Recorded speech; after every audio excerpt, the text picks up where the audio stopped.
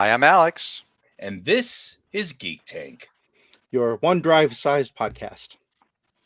We've got all kinds of stuff to talk about today. You Um, liar! Liar! like the number one, Mhm. number It is two. the one is the loneliest number next to number two, from what I understand, That's true. I according to the heard that song. song. I mean, I, Mhm. I'm I'm Mhm. familiar with that song. So we were gonna start last week with a recap of Iacon because we discussed about that the week before. Hey, Hey, Bob. Bob. And I was going to give you a rundown of what happened there because that was pretty cool. Iacon, for those who are not familiar, is a Comic-Con art festival hosted by the indigenous cultures here. Specifically run by our beloved friends Christina and Raphael Maldonado Badhand, who I know them from the days of Red Team Go when I was with that art collective that would get together all the time. Um, and we became buddies through that. And then, of course, as they decided that they were doing Indigenous Pop X, which was supposed to be a pop culture con in the same vein as DPCC or Denver Comic Con, but then things kind of got fuzzy with that one. It moved to New Mexico. I'm not exactly sure what's going on with that one, but politics. So they decided instead to start their own down or up here in Denver, and so they started out with Iacon. Iacon itself is a very interesting convention in that they it's free. They don't have an admission cost. Um, and they're getting all of their funding from sponsorships, which I think is actually pretty cool. So because of that, it doesn't cost anything to get into the con. But on the other side of that is they're always at really interesting and obscure venues. For the last few years, they've been at the McNichols building, which is just across the street from the city and county building downtown, which wasn't a bad space, but parking was atrocious, as you might imagine. It's in the Denver City Park right there in the center of, so there was no parking. Best place to park literally was Tremont Garage, same place we usually parked when we went to NDK at the Sheraton. Um, but this year they moved out to Rhino's Art District, and there's a fascinating couple of little buildings out there, which was right by the public library at 35th and Delaney. Um, and it's very difficult. It was difficult to find, but once you found it, it was really kind of cool. They had a building on one side, which they occupied, and then the space between the building and the library was this open park, and they just put a whole bunch of vendors out there on tables and stuff like it with tents, and that was kind of cool until the wind kicked up and did what Colorado does. So Friday was not so much fun, but Saturday was a riot. I mean, like that went really well. um, and Sunday was kind of like a normal con Sunday. They had two guests of honor there. Afua Richardson, who is the artist in Marvel who works with, who's pretty much right now just doing all the work with Black Panther and the Wakanda Forever sort of stuff. Apparently, she also made a redesign of Storm that Marvel took and said, "Hey, this is cool. We'll just make it canon," and switch Storm over to her design because she was making Storm look much more realistic. She's actually African, so she's got a lot of African history and a lot of African. I mean, she's American, but her family is African, and so she's got a lot of the kind of the culture stuff she's adding back in. She's responsible for a lot of the sort of correcting of the Black Panther series to be much more authentically African. So, and she's just like the sweetest human being on the planet. She's just so nice and open and fluffy and we just sat there and had like all these long discussions about character design and story writing and world building, and I'm like sitting there and just my brain going, I am sitting here with a Marvel artist having a discussion about world building, and she's asking me to turn over all of my work that I've ever done because she wants to see everything I have ever done for world building, and she's fascinated by all of it. And I was just like completely dumbstruck by it. It was really cool. She was a really nice person. And they had a couple of other indigenous uh, artists there. They had an indigenous singer, Jessa Sky, who really beautiful voice, lovely singer. She's kind of pop music esque, but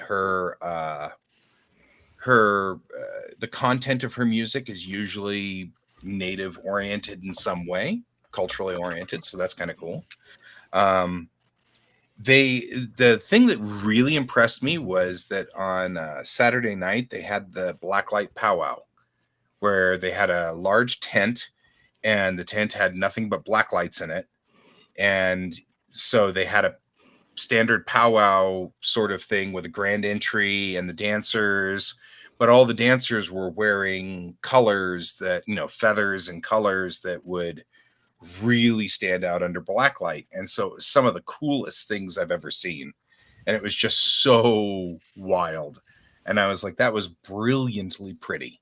Um, and that was one of the Iacon staffers came up with that idea. And that was really cool. And Raf helped execute that one. It was a good show. I really enjoyed it. I always enjoy working there on these things. We had Aztec dancers, and every time we have Aztec dancers, they tend to call me up to the front and smudge me, which I always find a little uncomfortable. I've always found that to be a little uncomfortable because I'm the only white guy on the staff. And so I really stand out being up there with all these natives getting smudged and going through the traditions and everything like that. Um, but they keep calling me specifically up there. This time they didn't smudge me, but they did call me up front. So I stood there while they did the opening ceremony dance. Um, it is a really cool con. I really enjoy it. Highly recommend next year when it comes around, you guys go to it. So, sort of my quick report on Iacon. Yeah, pre-COVID we covered it. Yeah, we covered it pre-COVID. They were down for COVID, and then they didn't even come back on in 21. So the next Iacon was 22. So, gosh, this would be number 5 for them. They're actually now settling into the early years of they actually know what they're doing. Year 6. Cool. Very Yeah. cool. So that's my report. Yay. And thus it has been reported on. Right? I have reported on it. Interestingly, I also then last weekend, not this past weekend, but the weekend before that, I went to a seminar in Boulder for Indigenous Peoples Day. And I was there to just film it, to do the videography on it so that they can record it and take it to and put it on YouTube and stuff like that. But the symposium was about education and the level of education that we get in our culture right now about what's happening with Indigenous people. And there were a lot of Indigenous educators and white educators there who were talking about the structure and setup of this, because one of the things they did was bring in a bunch of 5th graders from the local Boulder Valley School District. And the 5th graders had done this special project on the natives. And there were things that just blew my mind. Like they were asking these kids these questions. And one of the questions they asked the kids were, what's the one thing you learned? And this kid goes, I learned that the Native Americans are not extinct. And I mean, I had this moment of, you mean somebody legitimately thought they were extinct? And I never really gave credit to my mom Your mom. because she had worked on Centennial, which was a miniseries, a TV miniseries in the 1970s about the history of Colorado. Um, when we first moved here, she was working with Universal. And so Universal was doing Centennial here, and they brought her along and stuff like that. And over the course, it was a mini series, so there was like 5 episodes of it because it was the when Monday through Friday, um, or 5 episodes of it. But during the course of the filming of that, she got to know the natives, because one of the big things that Centennial was a game changer on was that the Indians in the show were actually portrayed by natives. So, before that it was white guys with feathers and headdresses and stuff like that. That was notorious. In fact, it's like one of those things. Leonard Nimoy, who played Spock, that was one of his earlier parts, was to play the natives in cowboy movies, because he had such an angular, sharp face, but he's Jewish. So, like, not even remotely native. So, one of the big things about Centennial was they brought in actual natives. I grew up my whole life then with friends that she had gotten to know from Centennial who were local natives. They're from this area. So from the age of 5, I was like, I knew that there were natives here. I hung out with them all the time, like it didn't even occur to me. So literally, and I was talking to Raf and Christina about this, I was completely mind blown by the fact that these fifth graders legitimately thought the natives went extinct in the 1800s, because I've grown up with them my whole life and never gave it a second thought. I just Mhm. never, it never occurred to me. So And here's a question for you, because I uh, know that you had the same misconception that I had. Uh, my father, we don't have anything for that. no, Believed that we had some kind of bloodline connection to Native Americans, which I found out in the past few years that apparently 1 out of every 30 white guys believes this incorrectly, or I something did like too for this. a long time, thought that I had Right. connection, but I actually do not. So, Hmm.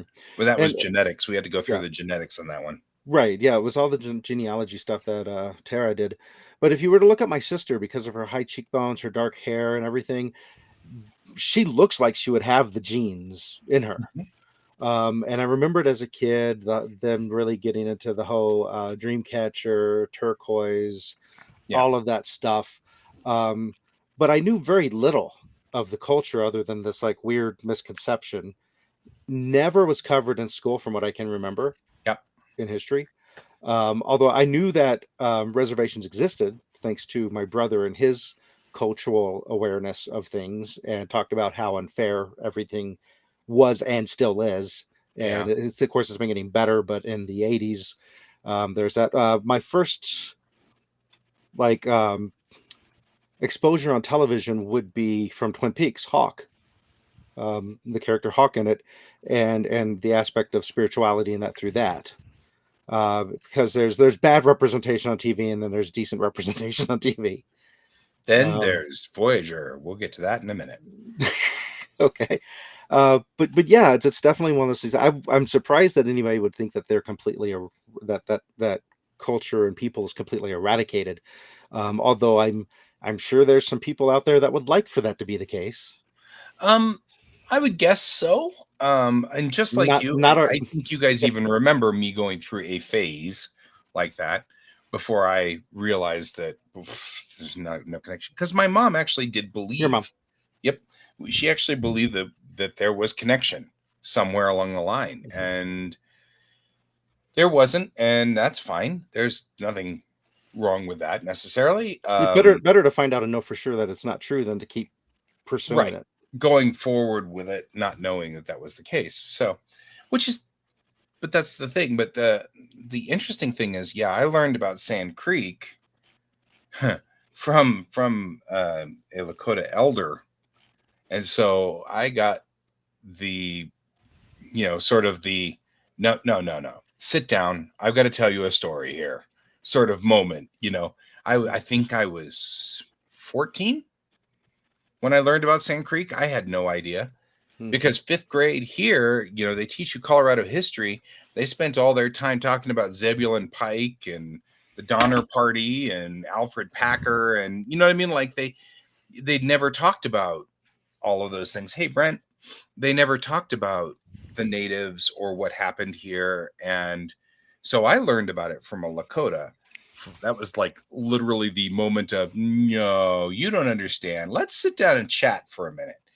And then when I was 17, my mom gave me a book called Bury My Heart at Wounded Knee, which, by the way, will break your heart if you read that book. It is horrible and terrible, but important. I think everybody should read that book because it's brutal. It's about what happened to all of the tribes. Every chapter is a tribe, and all of the chapters end with, and then they were stuck on a reservation. That's like the end of every one of them. But usually, before they get stuck on a reservation, it was, and they tried to fight back, but that didn't work, sort of thing. With one exception, obviously, which was, of course, the Lakota and the Dakota and the Cheyenne beating Custer at Bull Run. Little Bighorn. I don't know why I said Bull Run. Little Bighorn. Mm-hmm. But I mean, like, I think that was probably the only native story I knew was Custer's Last Stand. And the way they taught it in school in the 80s was Custer was massacred. It wasn't, they didn't teach the part where Custer was chasing them and cornering them, and they didn't explain anything about the Cheyenne dog soldiers that had been part of the encampment of Black Kettle that was right up against Fort Carson. And under a flag of truce, his entire band was murdered and Mm-hmm. slaughtered by drunk Denver regulars. They didn't explain any of that. It was like, well, these unruly savages were being unruly. And so, they went out and they trapped them, and then, they cornered them, and poor Custer, how could he possibly have fallen for that trap? But he did, Mm-hmm. sort of thing. And actually, that's what got me the "you need to sit down" Yeah. moment from my mom's friend, Your who mom. Lakota, because I was sitting there talking about how smart I was because I knew about Custer's Last Stand, and he was just like, okay, okay, So, okay, so let's speaking sit of down and talk. speaking of ignorance, um, It's not bliss. recently, well, that's debatable. Eh, It's bliss if that's all you've known because you don't know better. When the whole give me a second to try to remember what it was called. Critical thinking? No. Critical that one's theory? gone. Critical race theory Uh-huh. was becoming a big argument about it shouldn't be taught. And I was having a debate with my mom, Your mom. I'd found out through that debate of talking to her about, well, we need to know all the horrible things that America's done because you can't just ignore them because it's going to repeat itself, and we should know the truth, Mhm. such as the smallpox on the blankets. And then she was like, "What are you talking about?" Yeah, I'm like, "The smallpox on the blankets," because I thought that was everybody knew that, everybody knew that. or anybody who had any slight interest in warfare tactics knew about it. Right. And she's Guns, like, germs, and steel. "Right," and she's like, "Oh, that never happened." I'm like, yes, it did. I wasn't there, but I 100% believe it happened from everything I've heard and read about it. Um, and it's just a good example of when you're fed enough misinformation and you are given the information that you want to believe, then you're going to believe that over the information that you don't want to believe. Yeah. Because say we're the bad guys. No, we're not. I can't possibly believe we're the bad guys. So, We've been sitting here talking, and I'm gonna like turn this over and see if Alex has anything to say. mhm. It's all I mean, good. like, you don't have to say anything, but like, I figure you can anchor this if you really wanted to, because like, here's a good time for you to come in and anchor this one, if you're so inclined. Sure, I You guess. don't I don't have know. to say I'm just, anything. you guys are like, going on this journey of self-discovery. Yeah. Well, I mean, what was your first experience of a light bulb going off and knowledge related to Knowledge. what you were told and what you found out is true related to this? Uh, Yeah, I mean, huh. Now I wound up I was working with a couple guys who were in indigenous studies and poli sci and stuff. And yeah, they really clued me into like a bunch of stuff Yeah, that I mean, I knew my own experience and knew, of course, the sure. experience of some of the people around me, but and read books and such. But it was definitely eye opening listening to some of the things that they talked about, and it's like, tell me more. Yes. And of course, many times I was like, what? No way. Then check it out. I'm like, oh no, yes way. Oh Yes. wow, okay. So now it's pretty interesting. If you, Mhm. I think. yeah, Uh-huh. yeah. And it's just like so sometimes people don't have those things in their lives, or they just the things are there, but they don't know. Like what is the Donald Rumsfeld quote that was used in the Boondocks: the known unknowns and the unknown unknowns. Mhm. It's like, yeah, I mean, people can have, you know, people who have different teachers in the same school. Mm-hmm. They teach different things or different ways, and so you don't like some people come out of the same school and like they have this different way of looking at things, or they know more about a certain thing, or just weird, Mhm. just weird. Or libraries, or you know, all the things that now the algorithms want to sit there and feed us. Yeah, yeah, but pretty wild. So, Yeah. So moving on. Yeah, I mean, it's just it's an interesting thing, just because if nothing else, it's about exposure. I think to me, it feels like this is about exposure. I grew up in Arvada, which pretty much, I mean, there's a whole lot of history about redlining and blockbustering going on to lock people out of Arvada for a long, long, long time.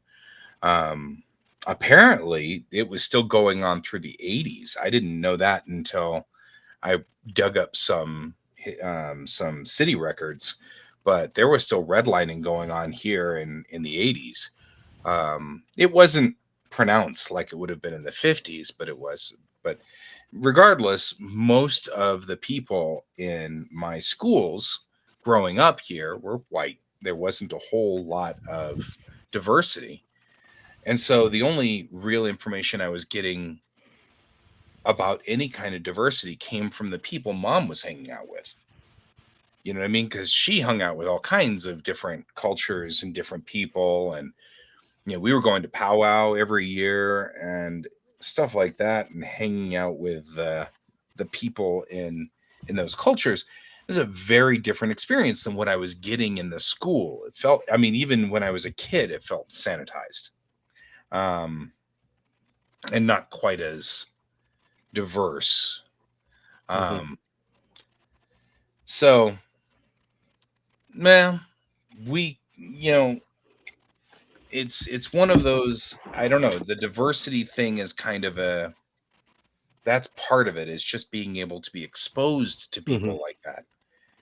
And I do want to address, because Andy, these comments are up on screen, so like we're seeing them, and the real reason that I'm not going to get into that debate is not necessarily because of anything other than I don't have any sources at this point in time to back it up either way.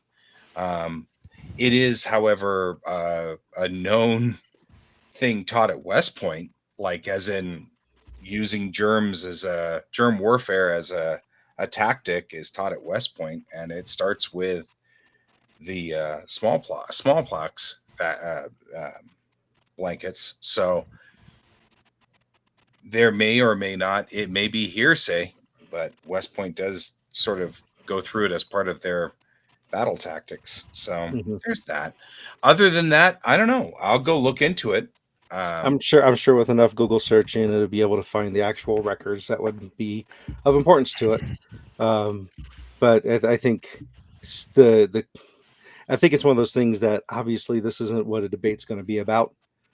That covering it up and trying to ignore that there's even the chance of it happening was evidence in what I was seeing, and that's one of those things of you need to be able to know that that it's there to look at to even do the research. Yeah. I do know that denial is such a great way to win debates, so let's not even bother jumping into the debate because of that.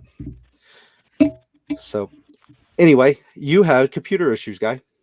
Yeah, and really all I was to that end, I was just gonna finish. One last thing I wanted to say, it was really cool because I've never been able to do this before, and I was able to do it this time. I got an adapter I got 2 adapters for my camera. One of them is a fake battery that has a cable to it. So you can plug it into the wall, and so now my camera can be set for permanent run, which would have been nice back in the day when I was shooting that video with you two, because like I kept having battery issues the whole time because they only run for a certain amount of Sure. that they only run for that Power. certain amount of time. But the other thing that I did that was really cool was that I got, Andy, that's not really fair. I mean, guy, don't take the bait. Just keep talking. Yeah. Well, okay. The other thing was cool was that I got a XLR to 1/8 inch connector, and I was able to actually plug the cable line into the board. So I got direct feed from the audio off the stage. I got direct feed into my camera for it, which was really cool, and the sound was exquisite. It was really nice because I was picking up literally what was coming off of the microphones on the stage. So you got the mics right off the stage. Yeah, I got the mics right off the stage, which I thought was really, really cool. So that's that. And I'm going to prep for us because we're at 9:30. Yeah, and I'll just kind of throw this out there. Why don't you do some research with the American Society of Microbiology, unless if you think they're also liars. So there, plenty of people who actually have degrees have looked into this as opposed to me. Those are the people to look out and ask your questions to, not me. Yeah, and actually, I'm willing to DM with you. Guy will gladly jump into that with you later because I will jump into that with you. You might as well have a master's degree at finding everything you need on the internet and having people just deny everything you find. So anyway, that's what do you got the thing prep there, guy? I'm actually no, I'm not. I'm trying to find the thing, and I'm not finding it very well here. Why am I not finding it? Where was it? I still think we do need to start a different podcast where we can engage in this kind of stuff because I agree. There's clearly at least an audience of one who would love to do this. Yeah, and I actually wouldn't mind getting involved in it. Just it's not. We don't have the. That's not our mission statement. Yeah, we don't have a mission at this point in time to get into our mission statement's completely unrelated to that.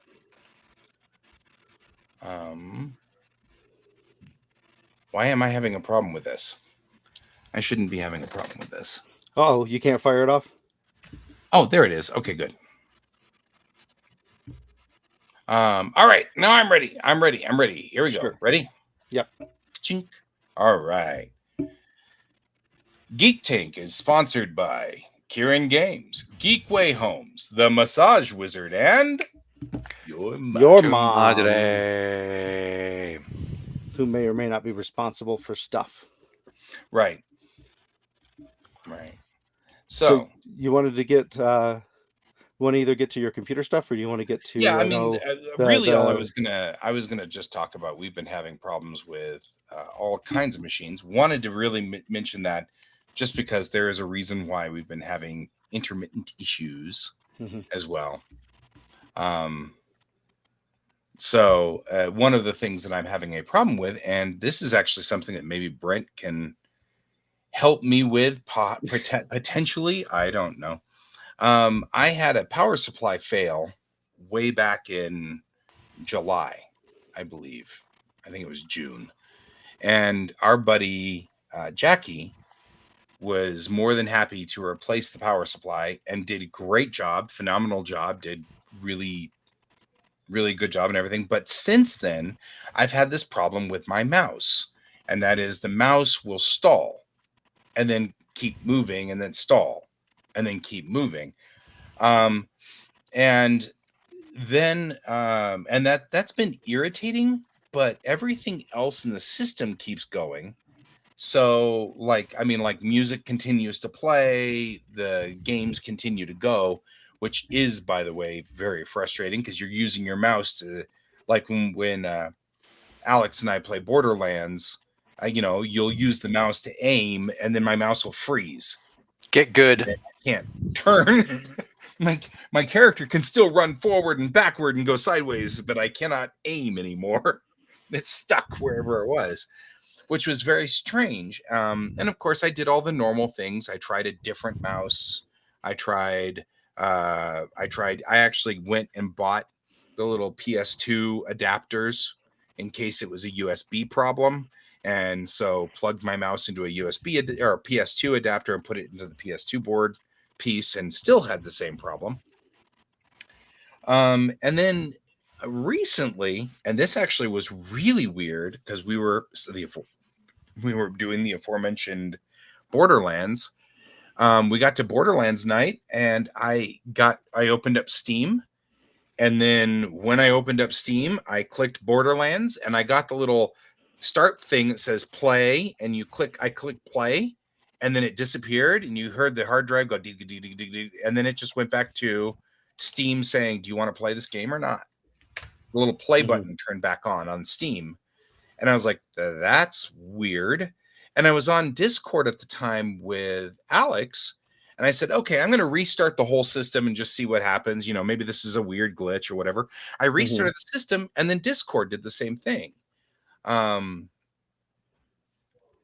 what I was saying. I did both the wireless mouse and a wired mouse, and I plugged the wired mouse into a PS2 connector. And so that was the thing that kind of went down on that one.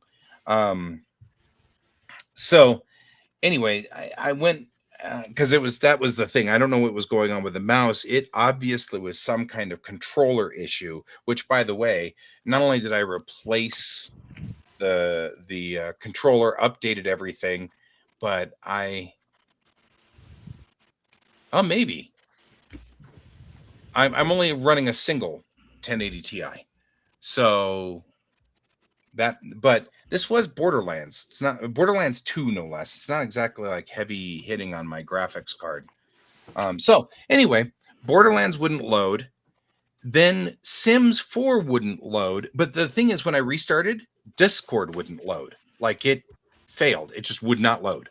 I would click it and the same thing would happen. It would say loading Discord, and then it would stop. And then it'd be like, what do you want to do now? Like, it went back to as if I had not clicked loading. And in fact, to tonight, Discord has not been running. But that was weird because it was Borderlands and Sims 4. But City Skylines would run, but it literally took 10 minutes and 25 seconds to mount, to get up and running. But then here's the real weird thing. Baldur's Gate ran normally. Like, no issue at all. Like, it loaded like in normal speed. It ran at normal speed. Everything ran fine. And so it had something to do with I guess the games that I ran the most or something. But then on Saturday night, my OneDrive suddenly wouldn't let me save to it. I could read, but I couldn't write. If I tried to save to OneDrive, it said you don't have permission. I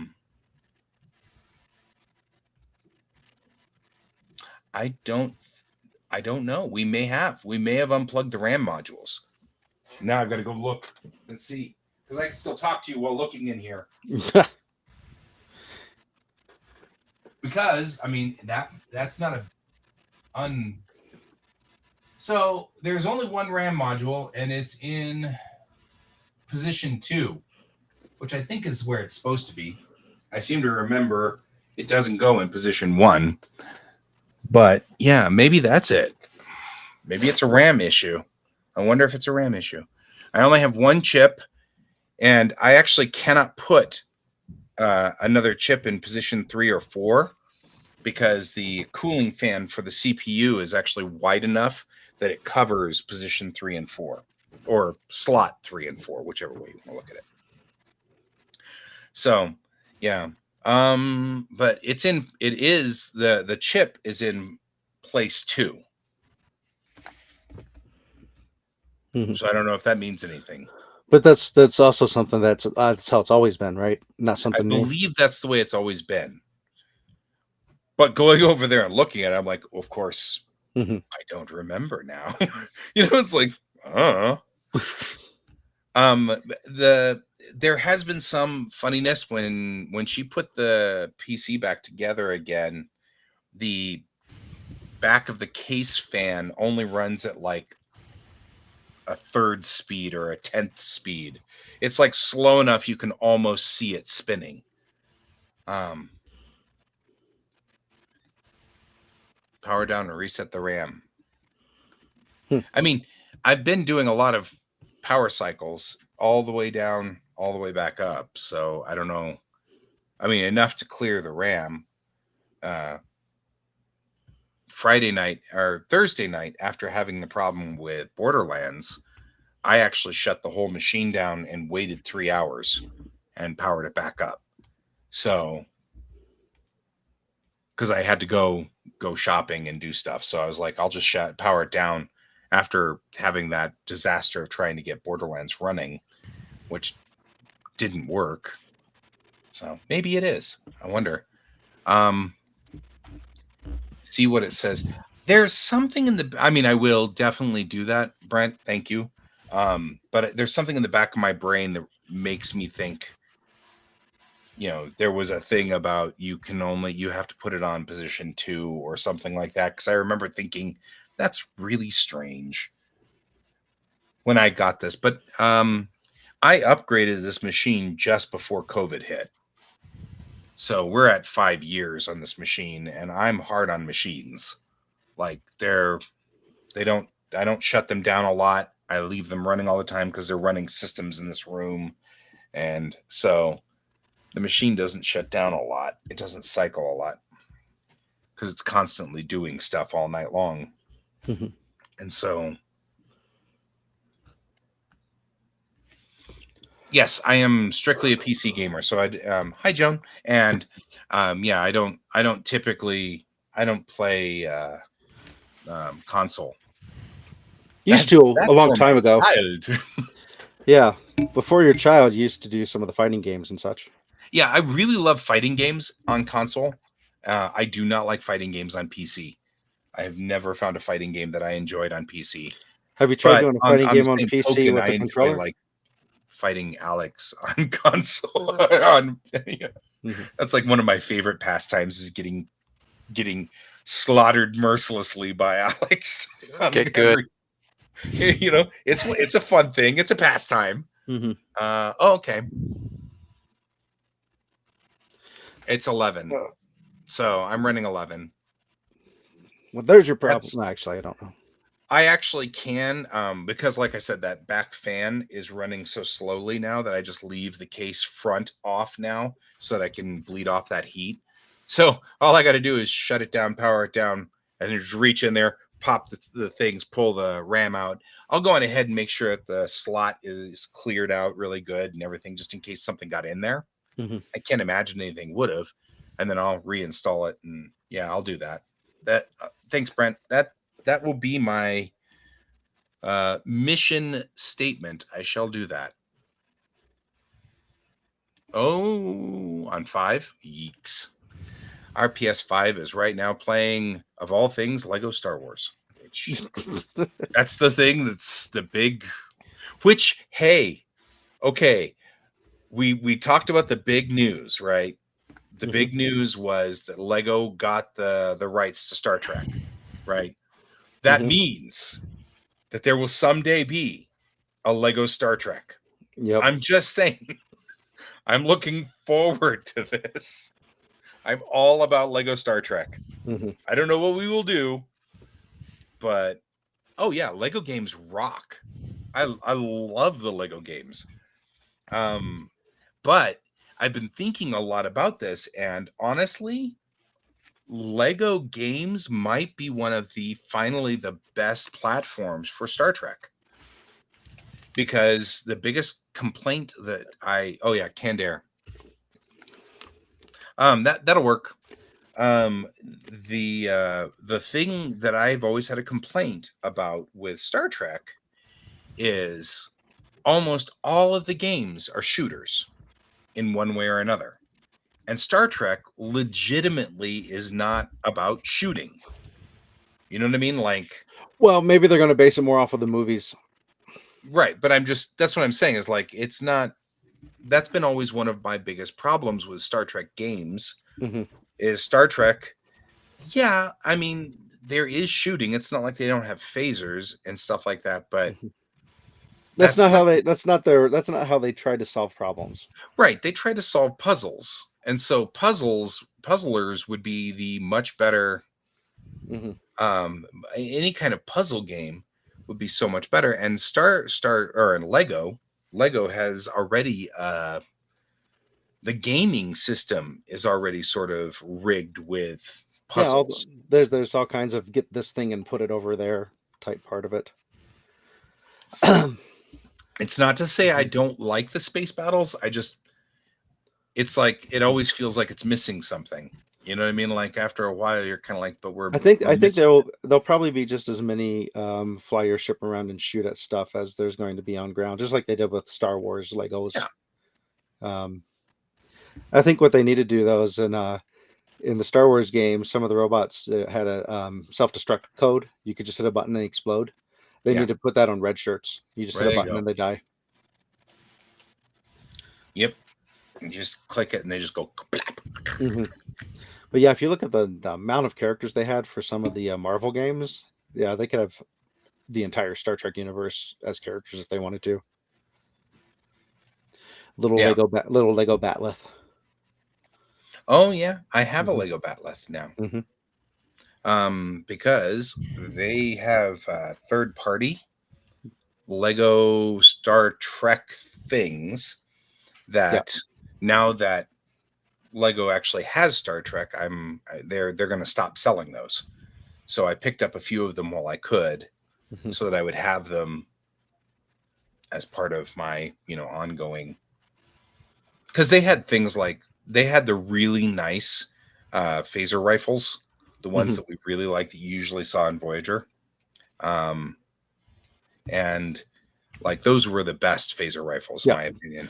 The third party stuff's good. Like I have many of the characters from the Watchmen comic as Lego, because Disney's not gonna, or Lego's not gonna actually release a Lego Watchmen set.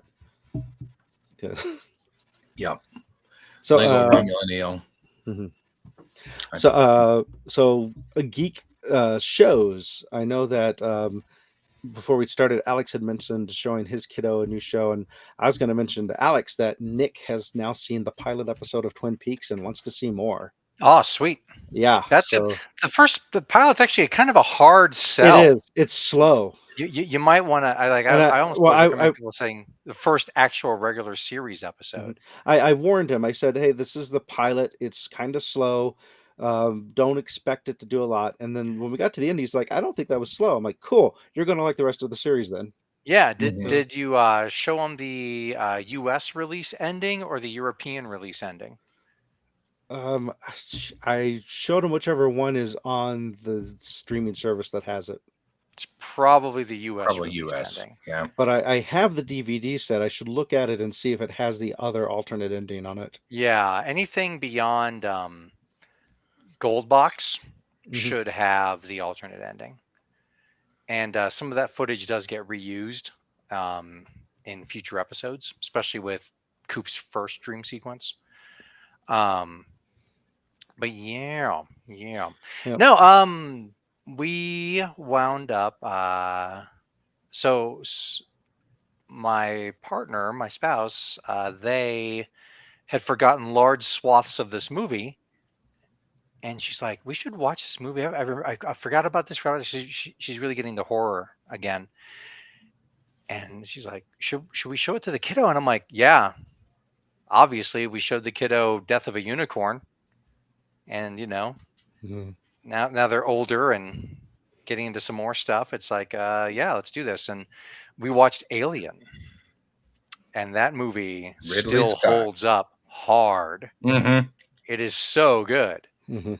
And kiddo is in an AV class right now, so they're doing their own videos. And on one level, they were watching it and like, oh, establishing shot. Oh yeah, this. Oh yeah, that. And other parts was just like, yeah, like that thing's freaky. I'm like, yes. It's like, and like, don't do that. It's like, well, it's true. Many times people make stupid decisions, but this movie's been showing you how they're being pressured into making these decisions. They're just not dumb for dumb's sake. Like say, I don't know, Prometheus, and And you yeah, take the wrong lesson from a movie. yeah. So no, very enjoyable. We are gonna watch Aliens in the Mhm. near future. Then we might take a slight break, but I've heard some really good things about Alien Earth. I've been hearing good things about it too. It's I don't remember all the stuff that the guy's done, but the main showrunner writer guy, I'll pull it up now, because I don't want to I don't want to I don't want to mess up Oh what The he's yeah. log doing truck the work. scene. So 20 years ago, when I I was was going to say, first, Troy's got a story. yeah, 20 years ago when I was a driving instructor the first time with Sears Driving School, either the rules were different 20 years ago or Sears didn't care. I don't know which it was, but they told me I can show what I want to show. And so we had what we called the 5 habits, and each habit had 5 subhabits. After teaching all the kiddos those 25 habits, I would say, now take out a piece of paper. Here you go. I want you to write down every habit you see somebody break in this car crash compilation scene in this movie called Final Destination 2. And I said, it's gory, but it's all fake. None of these deaths are real. If anybody has a problem with gore, you're free to step out of class right now if you'd like to. Nobody ever left.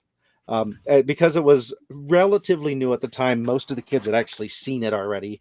Hmm. Um, but I would show it, and everything that goes wrong is something that we say, if you follow this list of stuff, it shouldn't happen. Following distance. If you follow far enough back, if a big log falls off of a truck, you have plenty of time to react because you see it happen. It's way up ahead of you. Don't keep clutter inside your car because the water bottle rose up under the brakes. So when the person tries to brake, they can't brake because the water bottle's under it. Having a hot cup of coffee with the lid off of it. So it's just all these things fall into the category of the stuff that we taught, and they loved watching that. But yeah, Final Destination 2 is the best out of the series of Final Destination series. Hmm. All right, So back yeah, to you, Alex. so the writer creator of Alien Earth also is the main writer for Fargo. Ah, Is also Mm. the main writer for Legion. Legion. Yes, And Legion. I'm Uh-huh. like, I gotta watch this. Hmm. Okay, now I'm Um, actually markedly more interested since I like both of yeah, those. and like I saw a couple clips of it. I like out of context. It wasn't even like because I famously hate trailers, but I saw a couple clips sound off, and I'm like looking at like the style. And I'm like, yeah, yeah, I'm liking this. Nice. Yeah, Legion, by the way, Legion the TV series, not Legion the movie. Legion the TV series is possibly my favorite TV series because of it their use was of music fantastic. and the writing. So, And so and yeah, so Joan, being I know a comic book fan, you should watch Legion. yeah, it's based off of the character Legion from Marvel Comics. It is, in Mhm. fact, tangentially related to the X-Men and has the X logo in the name. Um, yeah, I also I watched this on my own. I watched The Cell for the first time, and I thought The Cell was actually I felt it was like the sequences were visually stunning, but I thought the story was really dumb. Like the part about going into people's, psyches and stuff. I'm like, sure, whatever, I'm here for it. But it's like, I am an expert in this field, and I am helping out this kid with their therapy inside this meta realm. And it's like, oh no, this serial killer has struck again. We need to help her. And it's like, hi, I'm a white guy cop, and I'm going to ask this brown lady who's not a cop, who isn't signed up to do any cop things, can you go and risk your own life to save this white woman's life? I'm like, really? And then she winds up getting captured in the meta realm, and so then this white guy cop who doesn't know how to do anything in the meta realm is like, I'm gonna go save her, and he does. And I'm like, Mm-hmm. sure, that makes sense. It relates to something that we came up with. Oh gosh, I can't remember who was talking about this. Oh, it was on Saturday. I was talking to Anna and Sarah, and Sarah's friend, and I came up with the term white male privilege armor. So like instead of plot armor, you have this armor because it had become a thing that they were in a situation that could have become dangerous. Yeah. And so I told the white male that was with them, it's like, well, you need to use your plot armor. Yeah, the cell with Jennifer Lopez, exactly. And yeah, I mean, I got in the movie for like a couple bucks or something, and I watched it once, and I said, Nice. visually stunning. I'm not going to watch it again. I'm going to get rid of it. But it's like, yeah, I'm, you know what? Easily worth a watch just for like the dream sequence imagery, and yes, including goth bondage J-Lo. Hot.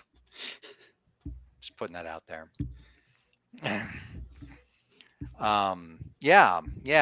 Speaking of like consoles and such, I did wind up purchasing a used copy of Diablo 4 for the family and I to play through together. And like I haven't played any D4 at all, so it's like, oh, we can go through together for the first time, as opposed to me going ahead and figuring everything out beforehand. And on console, it's only couch co-op for 2 people. D3 was 2 to 4. Yeah. D4 is up to 2. Oh, actually no, I misspoke. You can have couch co-op with up to 4 people, but you need 2 PS4s and of course 2 televisions. But they'll and 2 copies of talk the to game. each other. Yeah, Oh, that's cool. but it's still like, really? But it's Really? later down the line, so there's no reason to get rid of the Is 4 D4 player. that's so much more hard hitting on the hardware that you can't just do 4-player, really? Cash. Yeah. All about the Give me money. cash. But yeah. So, yeah. Oh well. And so I offered it to my spouse and my child to be able to, if they want to spend the time together and play it together, totally cool. I'll step Mhm. away. I'll play my own game on it when I get to it. No worries. No hard feelings. And the kiddo actually suggested that we replay Diablo 3, but play different characters. Mm-hmm. Nice. So Well, that's one of the nice thing about the Diablo series is the replayability because you can make new characters. yeah, I actually booted up Diablo 3 recently just to go, oh, I'll grind some more levels with my wizard or monk and hardcore and get some more Paragon levels. Like, oh, I don't need to. Oh, okay. But it's to me, it's very much like Castlevania. There's something kind of Baroque about it that I really enjoy in the autumn times. So, Neat. So Fallout 4 is coming out. Season 2 is coming out soon. Not Fallout 4. Fallout the TV series season 2 is coming out soon. I heard that Halo's also getting another season. I haven't seen any of the Halo series. I don't know if you knew this. Bad. I'm going to double check before I say it, but I'm pretty sure. Real quick here, Fallout Vegas.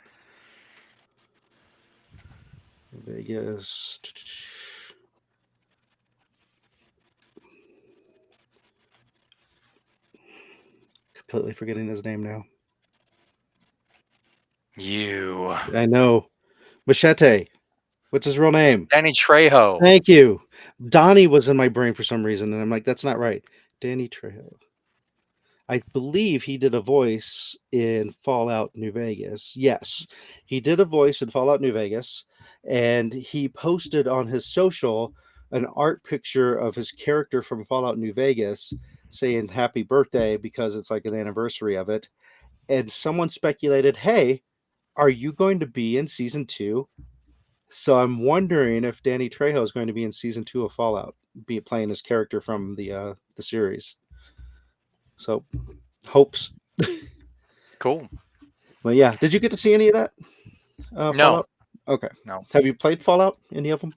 A little bit. Fallout 3. I've only played a little bit of. I played a chunk of Fallout 3, and it's if I've shared this on the cast, it's been a while. So, um, a couple of things really bugged me about the game, and one of the things was I wound up getting hopelessly lost a lot before I kind of grokked how the nav system worked. Cool, totally on me. Mhm. So I explored a bunch of stuff I didn't need to, but leveling, increasing my skills, my perks, all that, doing the whole thing. And I get to this point where I'm getting, I'm just trying to be a generally decent guy, and so the bad guys start sending mercenaries after me, right? And I'm finally just getting tired of like, God, get out of my way. I just like, just fuck off, come on, just fuck off. And I'm like, you know what? Fine, I'm gonna go find out who's transmitting. Where's all this fucking transmitting? So I find the radio station. I fucking just do what I can to just fucking lay waste to it, right? It's not like Red Faction or something where you can actually destroy shit like buildings. But I'm like, I kill everybody. I break all the shit as much as I can. I do all the thing, right?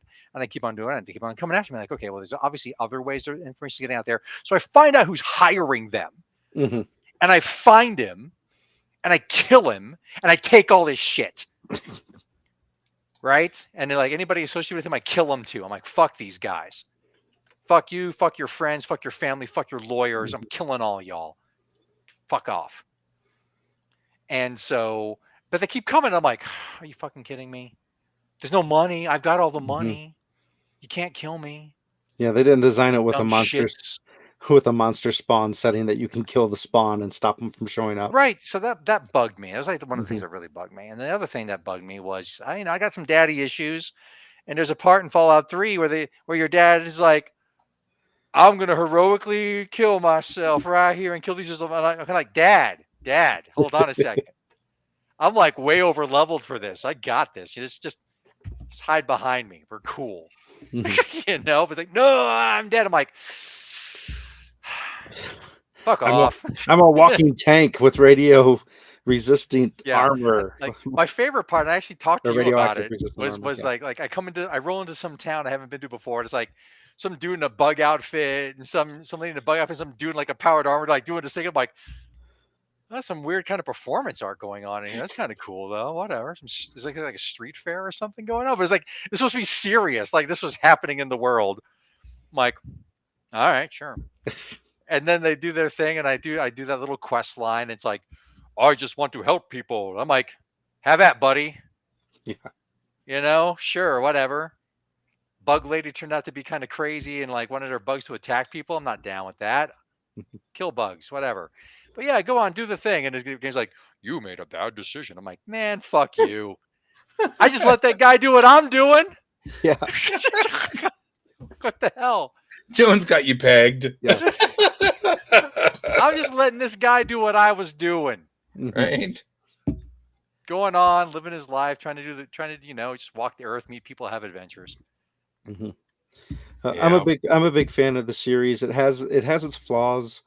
Yeah. One of the flaws I was able to get over the second time I watched it, and that is it alternates between how it handles violence and how power armor works. Because you'll have sometimes somebody in power armor will hit somebody and they'll fly 30 feet across the room into like a table and get back up and keep fighting.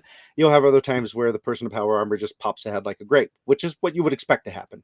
And I'm like, Right. why is it glorified in some things and not?